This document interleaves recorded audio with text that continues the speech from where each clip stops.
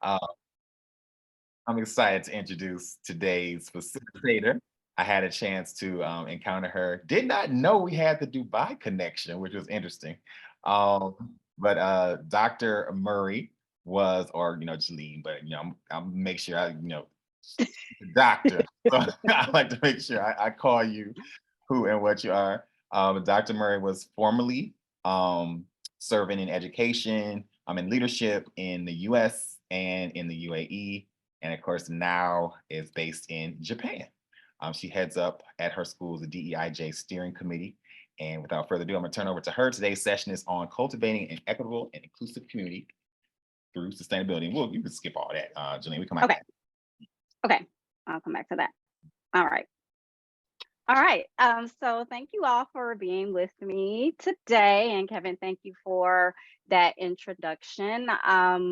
Just a little bit more about me. I'm currently based in Japan as a middle school curriculum coordinator and the DEI steering committee chair. So a lot of what I'm going to be talking about today is based in our DEI work that we've done over the last couple of years, well, last year and a half or so. But I do feel like I'm standing on the shoulder of giants, and I do want to acknowledge that most of what I'm sharing and all the things that I've learned have come from things from ALOC, from ISS, from the Aspiring Leaders program, attending ISS sessions with Alyssa, with Joel, with Margaret.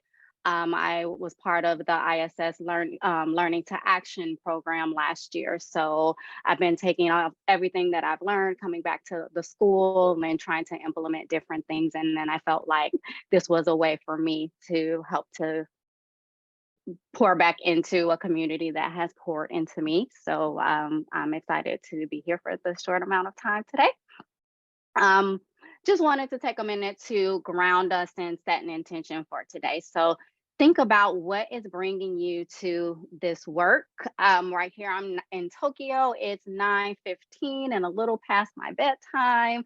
Some people are joining from the US where it might be early morning, or another place where it might be late at night or afternoon. So what's bringing you to the work today? If you can just quickly take a minute to throw it in the chat.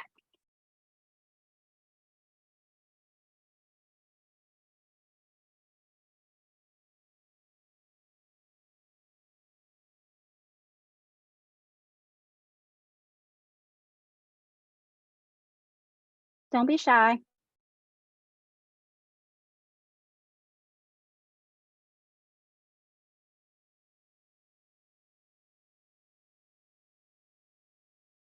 Hi, thank you.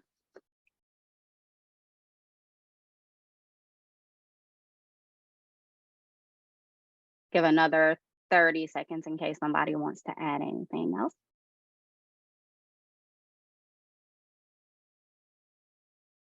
Okay, thank you.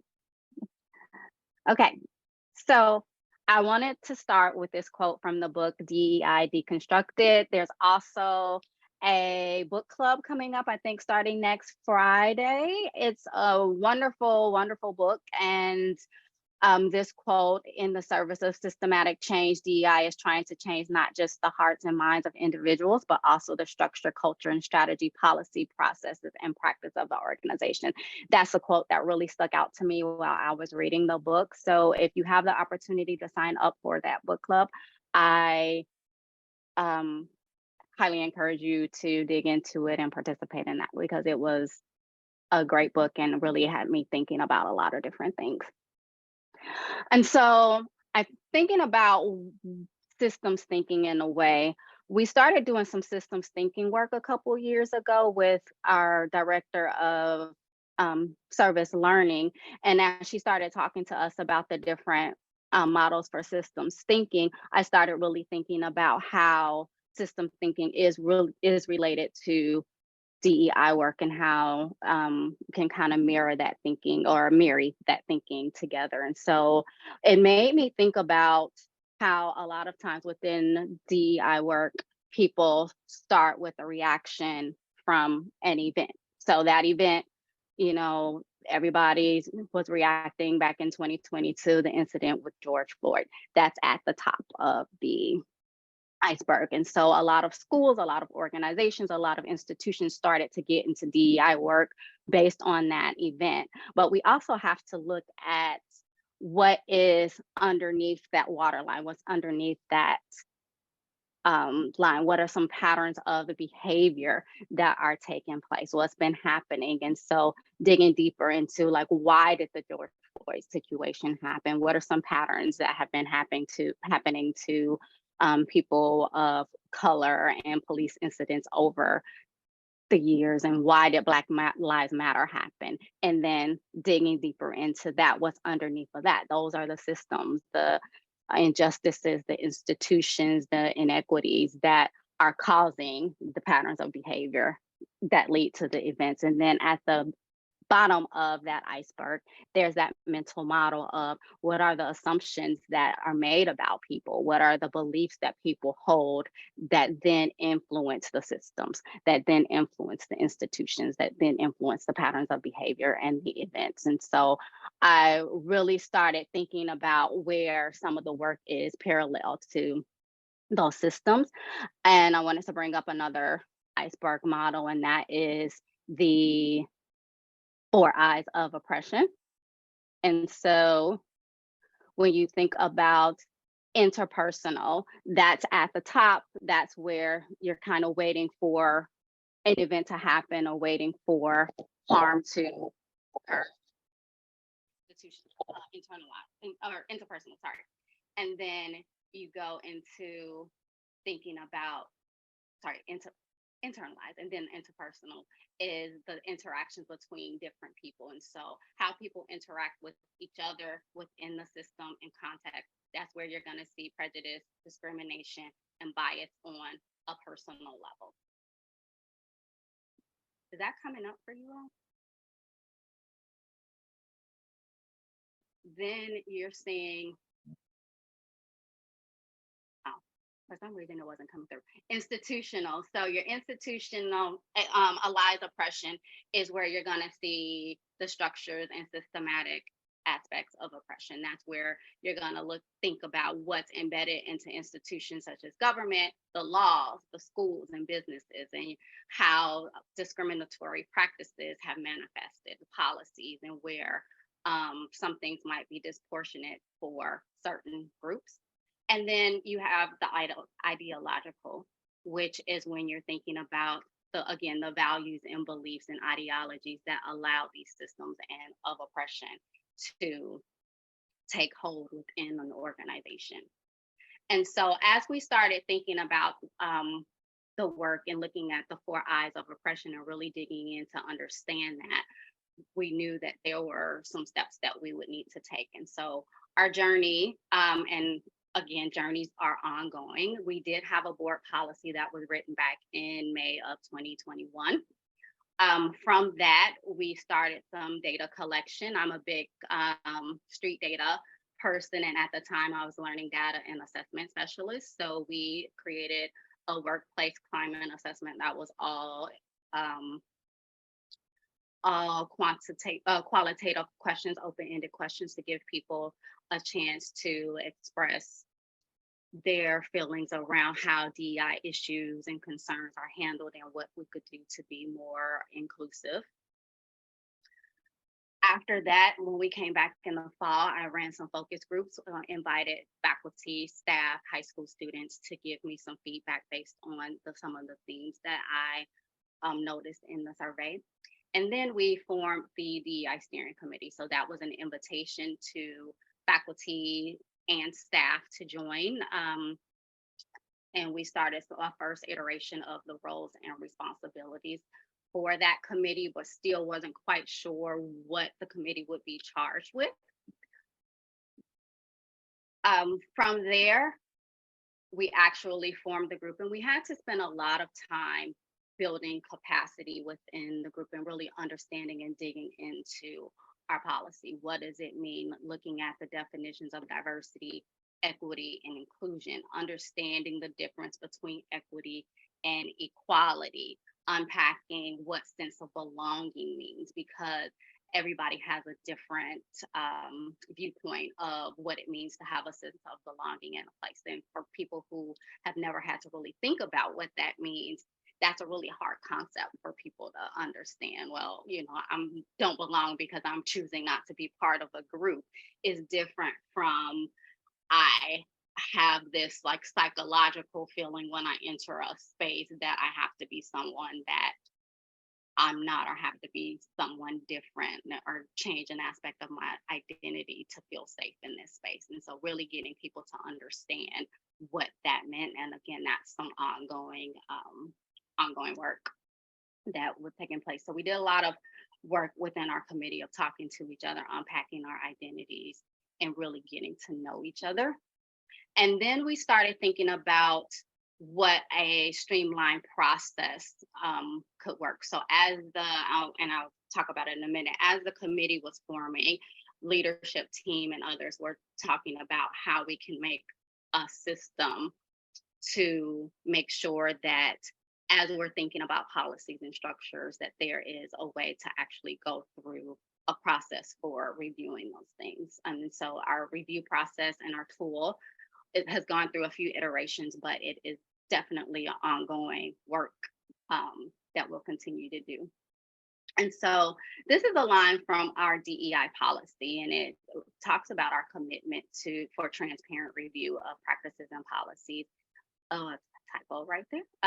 But it includes but not limited to curriculum, instructional practices, admissions, recruitment, professional learning, safeguarding, and co-curriculars. And what we found was that there was this challenge in how do we operationalize this commitment? How do we make sure that it's not just a commitment that's on paper, when we know that we had to build up our internal capacity so people had the skills in order to be able to do the work, but also there are dozens of separate systems and policies and practices within each of the system that could and should be reviewed. And so we kind of approached it from a strategy point of view where we thought about these three tenets. We wanted to make sure that whatever we came up with was sustainable so that it would hold us to honoring our commitments, have embedded systems in place, but also outlast the leaders of the school, the current head of school, current me, DEI steering committee, as DEI steering committee chair. So having something in place that would live on no matter who was there, having some transparency so that we could build trust and ensure equity, and then having a diversity of perspectives, and that helps to counteract any biases or blind spots that might exist from people who might be in or over or part of a system but may not have that thought partner to know when something may not be equitable, or where to look or what to think about. And so I kind of think of it as a three-prong approach to DEI as a whole. We had to start doing some professional development, professional learning, whole staff, where we tackle things like belonging, anti-racism, bias, microaggressions, and that type of thing.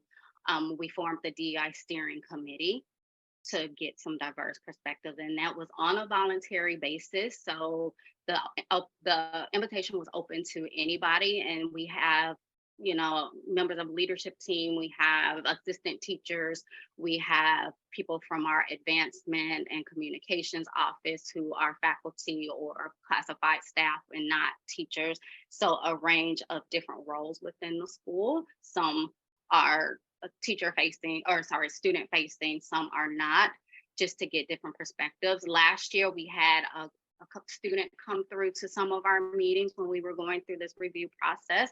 Eventually we'll try to bring parents on as well, but still wanting to make sure that we are kind of pacing ourselves in and how we're moving forward with the work. And so I mentioned all of that just because when I started doing some of this work and attending different sessions, a lot of people refer to Adrienne Marie Brown's work. And um, when I started the committee, when we started meeting, I would show this and we talk about that small is all, small is good. So sometimes we have to start small and not try to do such big things in order to make sure that we have the capacity to move forward. And I also really love the move at the speed of trust, because people have to take time to get to know each other in the context of this work in order to help to move the work forward. And so the goals of our review process was to help to build a culture where each member of our community is able to help advance diversity, equity, and inclusion, and to improve, share, and celebrate decisions that are big and small within our community. But when we go through the process, we do have this set of norms that we use where we try, one of them is to try to come from a strength-based approach first. So celebrating strengths and building clarity, even if they're small, being able to stay curious and ask questions instead of judging, so suspending judgment of ourselves if we have different opinions than someone else. Hard on ideas and soft on people is a pretty common one. Being able to lean into discomfort and staying mentally, morally, intellectually, and socially involved in the dialogue that we have. And so how does this process work? Well, the systems leader, as part of their charge, is using the steering committee as a kind of challenge network, if you're familiar with Adam Grant's work. So they have brainstormed things that they want to look at within their realm of their system. So, the director of admissions has some specific things that she wants at director of technology. So every system leader has something, a goal that they want to review or look at for this year. They would bring that to the committee, and the committee would serve as a challenge network to give them feedback on whatever change or decision or policy that they're trying to make. We'll engage in a collaborative conversation, and then they take the feedback, go away with it, make decisions, and then feed the information back to us. And then we summarize. The notes and documents are available in Google, in like a shared Google Drive folder, so people have access to them and can review what's going on, documented. And then sometimes when we send out, when we do like our Mustang bulletins or newsletters for the community, I'll have a section where I just give an update on what we've done and what we've reviewed so far. So this is the tool that we use, or a screenshot of the tool that we use when we review. And again, it went through many iterations. Some of the questions are based on the 4 I's of oppression, and those questions also came from the Beyond Performance ISS training that Alyssa did back, I think, November 2021. So we have a very specific protocol to make sure that we are able to use our time efficiently within the protocol. And sometimes, depending on how many members are there that day, we'll do it in a fishbowl style, where we might have 8 people engaging in the conversation, and then other people are around taking notes. So we make sure we have a facilitator, a timekeeper, and someone who is in charge of taking the notes over here. The system leader will come to us and bring whatever their problem or whatever system practice policy that they are thinking about changing and need feedback on, know that has been put forth as something that needs to be reviewed. Typically, they'll create a slide or a document with some background information or some guiding questions with a challenge. We'll have some individual processing time to look at the evidence that they bring forth. And then we go into the discussion. So we always start off with, when you think about this system, if we need to fully understand it, who else might we need to talk to if we don't have the diversity within the room? So, do we need to talk to parents? Do we need to talk to teachers? What staff? How do we make sure that we have enough representation of different race, ethnicity, culture? Then we go around and we talk about things that we can build on that already exist within that system or that policy or that practice. And then we think about what cultural elements might be at play. So sometimes a cultural element might be school culture, and sometimes it might be based in the context. So we are in Japan, but an American school. And so sometimes there are cultural elements at play that we um, need to address or need to unpack when we're thinking about certain policies. Then we talk about what's being upheld as the norm or superior, and that's that ideological thinking. We talk about who might be excluded, which is the institutional thinking, how we might be harming each other within this system, what privileges and biases might be existing and going unchecked. And then we think about the data. So does the system leader have data on whatever it is? Or do we have data collectively? Is there data that we can pull from different systems like Veracross or what have you? Do we have survey data? What data can we get? Do we need to have a focus group on this to know more about this? So as we're talking, the system leader is sitting there and taking notes and listening to the conversation.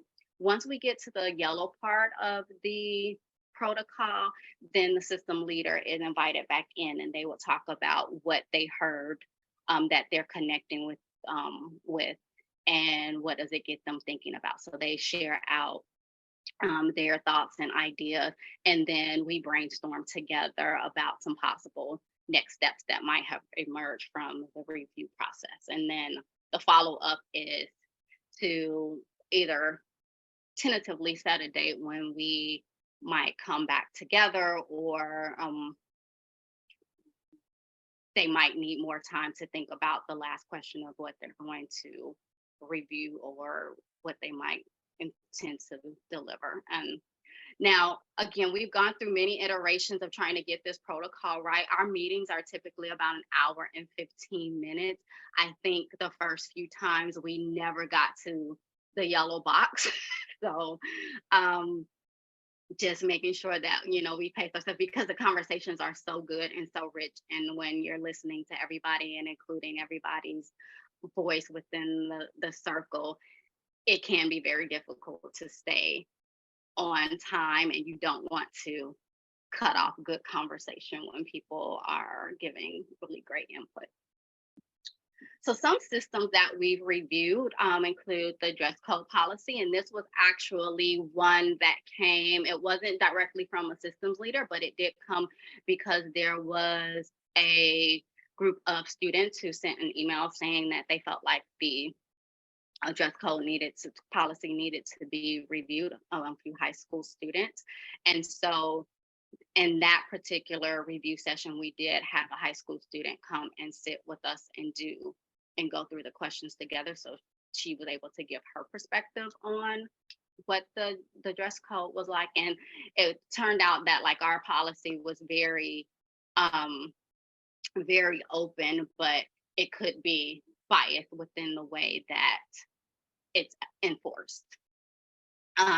We looked at how we collect demographic information from our stakeholders, and what goes in Veracross, and how we might be able to collect data that is representative of who we have on staff, who we have in the student body. And that's led to a redesign of an equity audit, which I also put on here, that we're going to collect demographic information and questions around diversity, equity, and inclusion. I'm working with the teams to redesign that survey now. We're trying to get it out within the next month or so, just so we know who we have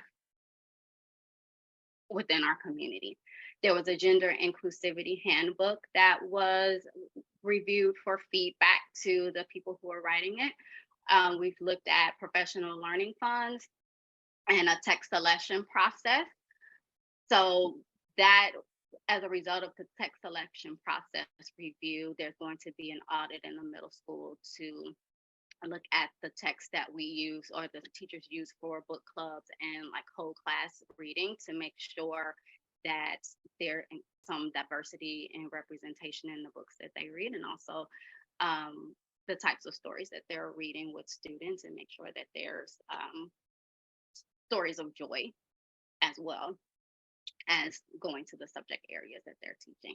Some future and next steps, I'm going to refer back to Adrienne Marie Brown. It's like we're moving at the speed of trust. We are starting small and working our way up. Class placement, how the class placement cycle works, some things with admissions and communications and events. And so another great book that ISS and ALOC also ran a book club on was The Wake Up. And I want to leave you with this quote of our systems and policies are often designed with the assumption that everyone already has equal and blanket access to everything. And that really stood out to me. I think that this review process helps us to question and reflect on who has access, who might be excluded, and then helps us to really think about how we can cultivate a more equitable and inclusive community. So that is all the actual information that I have. So I want to invite you to take a minute or so to reflect on how you might use what you have heard today within your own context. And you can put that in the chat, or you can pop in, take your mic off.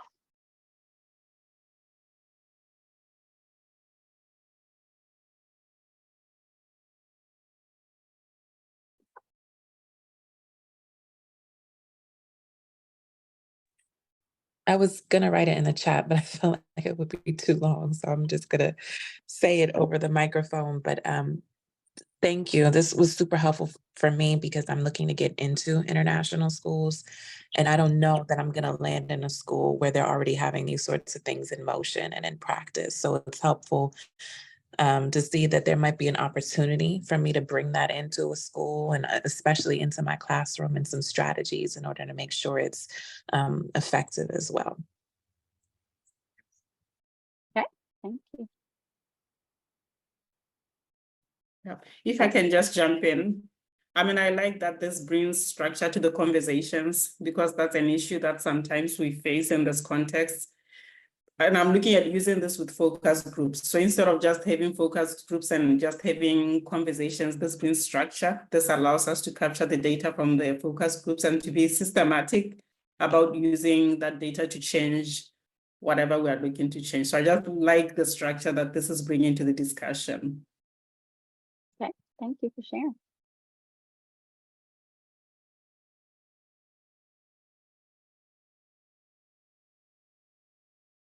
Okay, I saw a few people who are requesting the review tool. Yes, I can share it. I just need to go in and like there's a top document on it and take out like the school specific links to our drive, and I can definitely share. Kevin, you would have a list of email addresses, so I'll get that list from Kevin, and I know Lauren and Emily have requested, and if anybody else would want it as well, I will get your email addresses and send it to you sometime next week.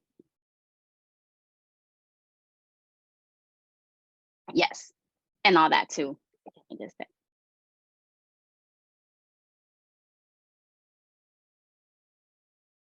Yep, I will get it to you. All right.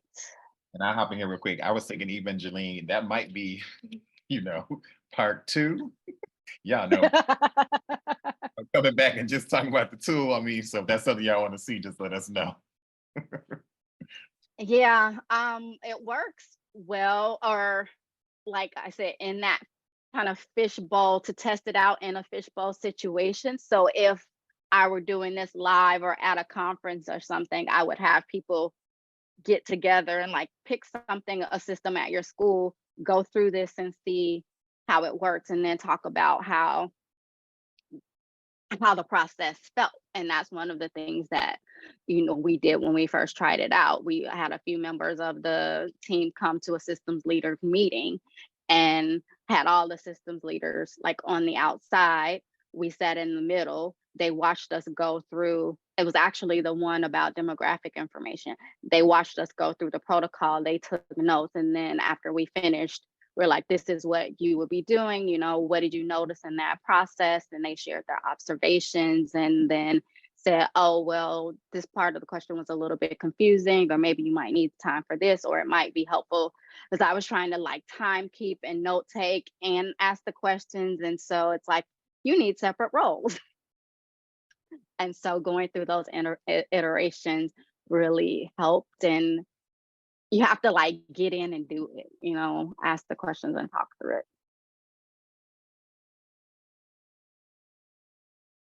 All right. Kevin, do you have anything else? Nothing for me. Any questions anymore? Okay. And I think the piece, I think you said, correct me if I say it incorrectly. Is it Bulke? Did I say it correctly? What is it? I'm trying to make sure I said the name. Sorry. Okay, I'm mute. Hi, Happy New Year to everyone. Hey, Yeah. I was, Yeah, what was your question? Yeah. no, I saw in the chat, I think the piece on, you know, that reflection that you have put in the chat, let me go back up to it, that the things aren't moving, you know, and Yeah. I know what you mean, because, you know, we look globally, you know, we look at schools, we look at individually, we look globally. And that's our, you know, that's our benchmark. It's like, what, as we look globally, what's going on, you know, and who's quiet, you know, who's trying to maintain things as, you know, they have been, and who's really trying to press the thing. So for us, it is trying to, you know, consistently be finding people, schools, and organizations who are doing it. So when the people who say, oh, it can't be done, we're like, now, did you see this example over here, this tool? You know, did you know about this? So that's part of what you, again, because it's, and we know that it's a movement, and it's a constant. So I think those quotes that Dr. Murray put, that, you know, again, was a good reminder, because like I have to remind myself, even sometimes I'm like, you know, I just want to be just like, I'm done. You know, it's too many rocks over here, and I can't water y'all. I can't water dead plants. Like, why are we not moving? So I have to, you know, at times slow myself down. You know, yeah. So I know I hear you, and I read you. I was reading the comments over here. Actually, I randomly received your email like 2 days ago, and at the same time, you had a session where our middle school students, they were allowed, or they presented their perspective, kind of equity, justice, and belonging thing, how it was for them. The majority, they were already here at elementary school, so it was the right word. It was a pleasure. Yeah, it was a pleasure just to see them expressing themselves, finding a solution. We were all the teachers there sitting there.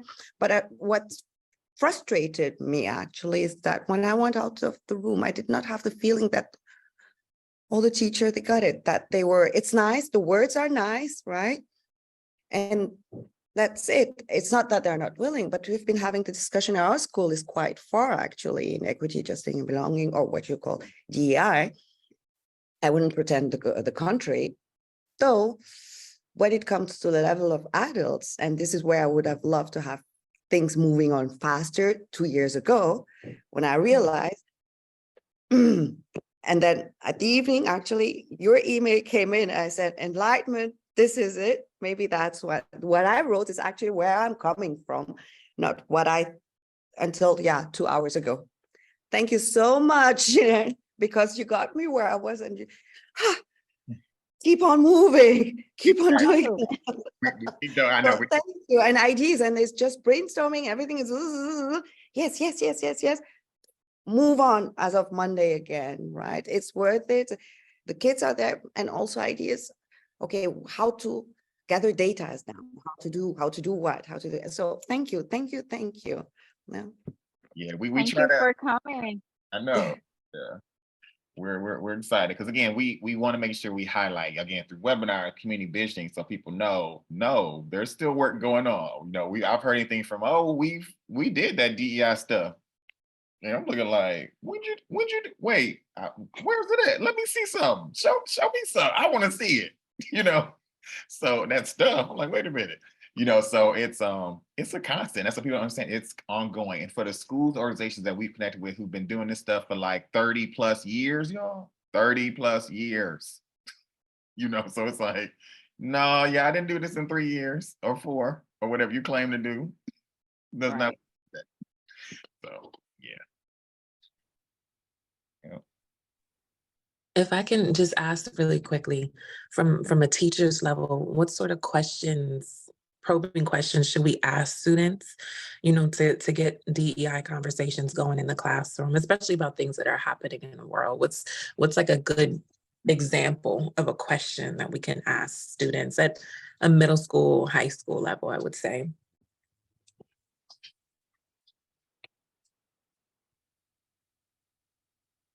I would say, oh, wait, No, go ahead, go ahead. no.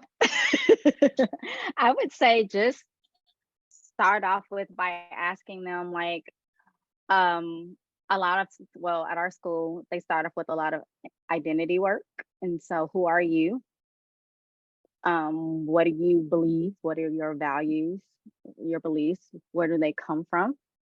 How are you feeling? How are you connecting with some of the things that are going on in the world? What are you noticing? And kids tend to bring things that they see on the news or on YouTube into the classroom. And then having good norms of how to hold conversations and understanding that people are going to have different viewpoints and different experiences based on where they're coming from. And that's okay, but your opinion shouldn't cause harm to another individual and identity, and making sure that they really understand that. And again, depending on where they're coming from, what their background is, who their parents are, some kids just aren't familiar with some of the terminology that is used within the DEI space. It's very, American Western centric, and in some cases, the idea of race itself is very US centric. So people might say things like, oh, well, I'm in Japan, like, oh, racism doesn't exist in Japan. Well, that's not true, but because of their context, with them thinking, oh, well, there's not a lot of different people of color within Japan, so there's not going to be those issues that are happening over in America. And so thinking about, okay, well, it might not exactly be what you're seeing in America, but what are some ways that some of these inequities might be existing that maybe you don't name it as that, but it actually is happening. So I would say that bringing current events and social issues. Our humanities course is kind of based in like US history, but then they do go into social, what's happening now. So American Revolution, modern revolutions. What are some modern day things that have gone on in the last 50 years that have similar concepts? They talked about segregation and Jim Crow, and then where are some of these things existing in the world in same concept, other contexts? And so really bringing that in as well, so they can make parallels to these certain systems are happening everywhere and around the world just by other names. I hope that answered your question. And then some resources like Learning for Justice is always good. And history. Again, some of these are US centric, but they've been used globally, like I or other folks, middle, high school especially. I'm not gonna lie, one of my go-tos is always pictures, photos. And again, being specific, because I don't want a photo to cause trauma. So again, being very intentional with the photos I use, because those are gonna, be causes for conversation, for questions, for inquiry. And I did as simple as having different photos around the room and giving them post-its, things like that, videos, snippets of videos. Again, try to do things, especially middle high school, because I'm like, I know most of y'all on TikTok, because you showing me and telling me, when I'm in these math classes, I'm seeing it. So I try to meet them where they're at in terms of like the technologies and the resources and things that they're using.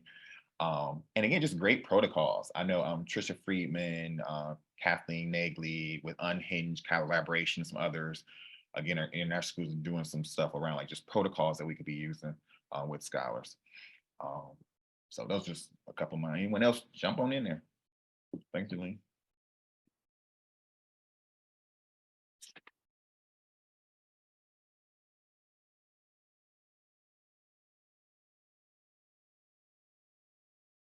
Okay. I don't know if I'm mentioning your name, Ghislaine or Jylene? Jylene? Jilene.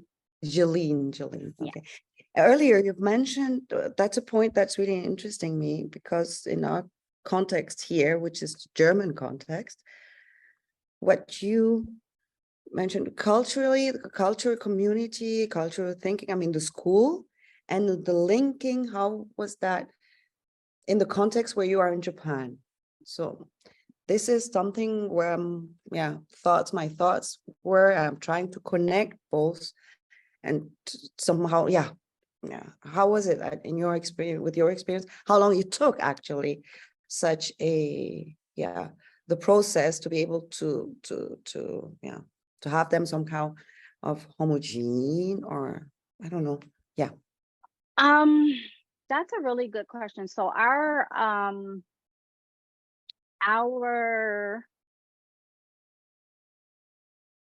DI committee was formed last December. It took us until probably last April to keep refining the tool that we were using. And we only meet at this time, we only meet once a month. So, but having like conversations with people and things like that. We are in the context of Japan, just Yeah. having ongoing conversations and just Yeah. getting people comfortable with having them and naming them. And this year we've been focusing on, just as a school and as a leadership team, the leadership team has been focusing a lot on adaptive leadership, so addressing the elephants in the room and surfacing those, and so having people being willing to name the elephant, and then like working backwards, what can we do to move the elephant out of the room. Yeah. Okay.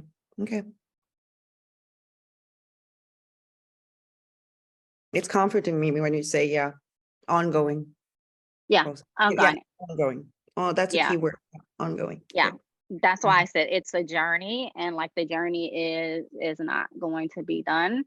But hopefully there are systems in place to where the work will, as I mentioned, be sustainable and live on. Once there are structures, it can live on beyond me or whoever else might be part of the work right now. And 10 years from now, they're still using the same tool to review systems and policies and structure as new things come up, as terminology and language changes, as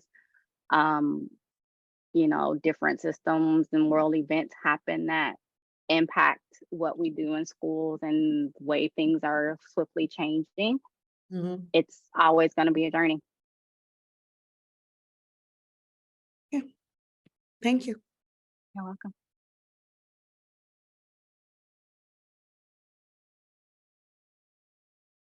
All right, it's almost 10 o'clock.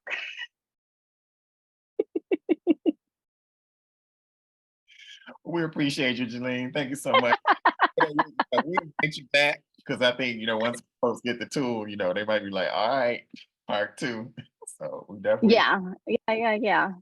Definitely willing to, do another part, talk through it, share, answer questions, jump on a call anytime. Okay. And Lauren, welcome to the community. And if there is any specific region, I'll just put this out here. Now, we're going to actually, because a lot of the people who've been joining the Finney space on Facebook have been saying they're interested in teaching overseas. We've seen that a lot. So we're going to be hosting some sessions starting in February. So if you're new to international school ecosystem, you're looking, we're gonna hold some sessions. So be on the lookout for those. We'll be posting those. I will. Thank you. We got you. All right, y'all. All right. Have a great Good week. night. Oh, I know tomorrow we have the advocacy circle tomorrow with Cheryl Land. I was like, what else is coming up? And then I know I'm gonna see some of y'all at the conference in Hanoi. So conference in Hanoi, Vietnam. If you missed it, save the date for next year. We're gonna have the dates next year. Next year's conference will be in Ghana. I'll fast forward flash. The next year, Shanghai's already expressed interest. So we're trying to be out for it as much as possible in terms of the dates and stuff. So no worries, Kathleen. It's recorded. So if you signed up, you're gonna get the record, Kathleen. So you're good. We're glad you came. I'll meet you soon, Kathleen. I'm excited. But yeah, if y'all need anything, let us know. But in the meantime, enjoy y'all weekend. I'm about to enjoy being Chin Lao, being back here. So it's good to be back in Southeast Asia. I think I got about 3 more weeks here, almost a month here. So, all right. See everybody soon. Thank you, All Jane. right. Appreciate you so much. You're welcome. You're welcome. Bye.